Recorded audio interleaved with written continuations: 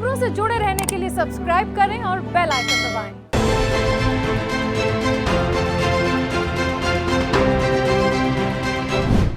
Friends,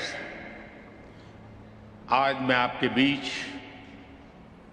उस भूमि का प्रतिनिधित्व कर रहा हूं जिस भूमि ने हजारों वर्ष पहले ये मंत्र दिया था, समगच्छध्वम् समध्वत्वम् संवो मानसी जानताम्। आज 21वीं सदी में ये मंत्र और ज्यादा महत्वपूर्ण हो गया है, प्रासंगिक हो गया है। समगच्छध्वम् यानी सभी साथ मिलकर चले, संबद्धम यानी सभी मिलजुल कर आपस में संवाद करें, और संवो मनानसी जानताम् यानी सभी के मन भी आपस में मिले रहें। फ्रेंड्स, जब मैं पहली बार क्लाइमेट समिट में पेरिस आया था तब मेरा यह इरादा नहीं था कि दुनिया में हो रहे अनेक वायदों में एक वायदा अपना भी जोड़ दूं। मैं पूरी मानवता के लिए एक चिंता के साथ आया था। मैं उस संस्कृति के प्रतिनिधि के रूप में आया था जिसने सर्वे भवन्तु सुखिनः अर्थात सभी सुखी रहे का संदेश दिया है। और इसलिए मेरे लिए पेरिस में हुआ आयोजन एक समिट नहीं, सेंटिमेंट था, एक कमिटमेंट था। और भारत वो वायदे विश्व से नहीं कर रहा था, बल्कि वो वायदे 125 करोड़ भारतवासी अपने आप से कर रहे थे। और मुझे खुशी है कि भारत जैसा विकासशील देश जो करोड़ों लोगों को गरीबी से बाहर निकालने में जुटा है, जो करोड़ों लोगों की ईज ऑफ लिविंग पर रात दिन काम कर रहा है, आज विश्व की आबादी का 17% होने के बावजूद जिसकी एमिशंस में रिस्पॉन्सिबिलिटी सिर्फ 5% रही है, उस भारत ने अपना कर्तव्य पूरा करके दिखाने में कोई कसर बाकी नहीं छोड़ी है। आज पूरा विश्व मानता है कि भारत एकमात्र बड़ी अर्थव्यवस्था है जिसने पेरिस कमिटमेंट पर लेटर एंड स्पिरिट में डिलीवर किया है।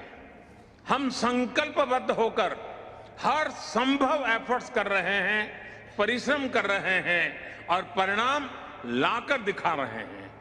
फ्रेंड्स, आज जब मैं आपके बीच आया हूं तो भारत के ट्रैक रिकॉर्ड को भी लेकर के आया। मेरी बातें सिर्फ शब्द नहीं हैं, ये भावी पीढ़ी के उज्जवल भविष्य का जयघोष है। आज Bharat installed renewable energy capacity में विश्व में चौथे नंबर पर है। बीते 7 वर्षों में भारत की नॉन फॉसिल फ्यूल एनर्जी में 25% से ज्यादा की वृद्धि हुई है और अब ये हमारे एनर्जी मिक्स का 40% पहुंच गया है। फ्रेंड्स, विश्व की पूरी आबादी से भी अधिक यात्री भारतीय रेल से हर वर्ष यात्रा करते हैं। इस विशाल रेलवे सिस्टम ने अपने आप को 2030 तक नेट जीरो बनाने का लक्ष्य रखा है।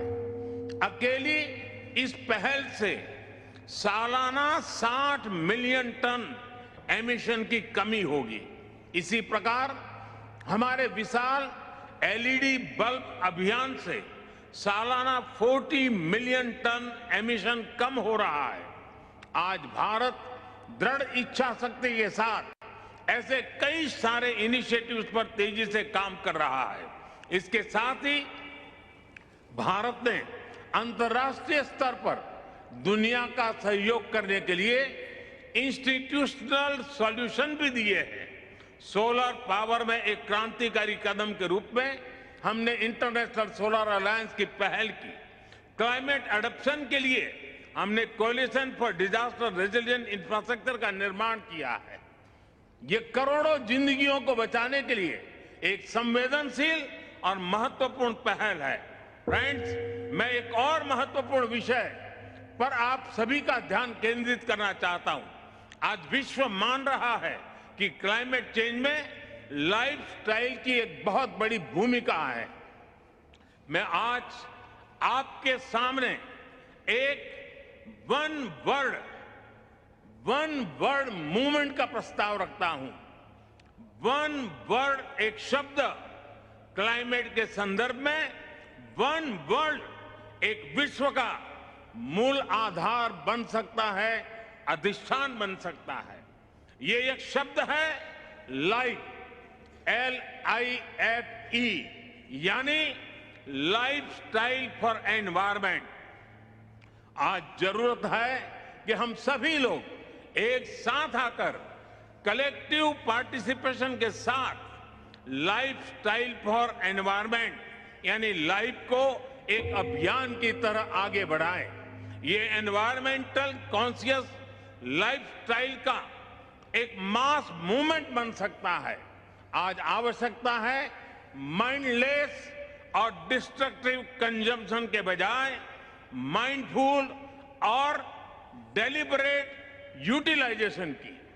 ये मूवमेंट एक साथ मिलकर ऐसे लक्ष्य तय कर सकता है जो डाइवर्स एरिया जैसे fishing, agriculture, wellness, dietary choices, housing, packaging, hospitality, tourism, clothing, fashion, water management और एनर्जी जैसे अनेक सेक्टर्स में एक क्रांतिकारी बदलाव ला सकता है। ये ऐसे विषय हैं जहां हम में से प्रत्येक को हर रोज कॉन्शियस चॉइस करनी होगी। पूरी दुनिया में करोड़ों अरबों लोगों के हर रोज की ये चॉइसेस क्लाइमेट चेंज के खिलाफ लड़ाई को हर दिन बिलियन स्टेप्स आगे ले जाएगी। और मैं इस आर्थिक आधार पर, वैज्ञानिक आधार पर, बीती शताब्दी के अनुभवों के आधार पर हर कसौटी पर खरा उतरने का मूवमेंट मानता हूं। स्व से समझने का यही रास्ता है, अहम से वयम के कल्याण का यही रास्ता है। फ्रेंड्स, क्लाइमेट चेंज पर इस वैश्विक मंथन के बीच मैं भारत की ओर से इस चुनौती से निपटने के लिए 5 अमृत तत्व रखना चाहता हूं, पंचामृत की सौगात देना चाहता हूं। पहला, भारत 2030 तक अपनी नॉन फोसिल एनर्जी कैपेसिटी को 500 गीगावाट तक पहुंचाएगा। दूसरा, भारत 2030 तक अपनी 50% एनर्जी रिक्वायरमेंट्स रिन्यूएबल एनर्जी से पूरी करेगा। तीसरा, भारत अब से लेकर 2030 तक के कुल प्रोजेक्टेड कार्बन एमिशन में 1 बिलियन टन की कमी करेगा। चौथा, 2030 तक भारत अपनी अर्थव्यवस्था की कार्बन इंटेंसिटी को 45% से भी कम करेगा। और पांचवा, वर्ष 2070 तक भारत नेट जीरो का लक्ष्य हासिल करेगा। ये पंचामृत क्लाइमेट एक्शन में भारत का एक अभूतपूर्व योगदान होंगे। फ्रेंड्स, ये सच्चाई हम सभी जानते हैं कि क्लाइमेट फाइनेंस को लेकर आज तक किए गए वायदे खोखले ही साबित हुए हैं। जब हम सभी क्लाइमेट एक्शन पर अपने एम्बिशन बढ़ा रहे हैं, तब क्लाइमेट फाइनेंस पर विश्व के एम्बिशन वहीं नहीं रह सकते जो पेरिस एग्रीमेंट के समय थे। आज जब भारत ने एक नए कमिटमेंट और एक नई ऊर्जा के साथ आगे बढ़ने का संकल्प लिया है, तो ऐसे समय में क्लाइमेट फाइनेंस और लो कॉस्ट क्लाइमेट टेक्नोलॉजीज का ट्रांसफर और महत्वपूर्ण हो जाता है। भारत की अपेक्षा है कि विकसित देश जल्द से जल्द $1 ट्रिलियन का क्लाइमेट फाइनेंस उपलब्ध कराएं। आज आवश्यकता है कि जैसे हम क्लाइमेट मिटिगेशन में हुई प्रगति को ट्रैक करते हैं, वैसे ही हम क्लाइमेट फाइनेंस को भी ट्रैक करें। उचित न्याय तो ये होगा कि जो देश क्लाइमेट फाइनेंस पर किए अपने वादों पर खरे नहीं उतरे, उन पर दबाव बने। फ्रेंड्स, आज भारत क्लाइमेट के विषय पर बहुत ही साहस और बड़ी महत्वाकांक्षा के साथ आगे बढ़ रहा है। भारत अन्य सभी विकासशील देशों की पीड़ा भी समझता है, उन्हें साझा करता है और उनकी अपेक्षाओं की अभिव्यक्ति भी निरंतर करता रहेगा। कई विकासशील देशों के लिए क्लाइमेट चेंज उनके अस्तित्व पर मंडरा रहा है, एक बड़ा संकट है। हमें दुनिया को बचाने के लिए आज बड़े कदम उठाने ही होंगे। यही समय की मांग है और यही इस फोरम की प्रासंगिकता भी सिद्ध करेगा। मुझे विश्वास है कि ग्लासगो में लिए गए निर्णय हमारी भावी पीढ़ियों का भविष्य बचाएंगे और सुरक्षित और समृद्ध जीवन का उपहार देंगे।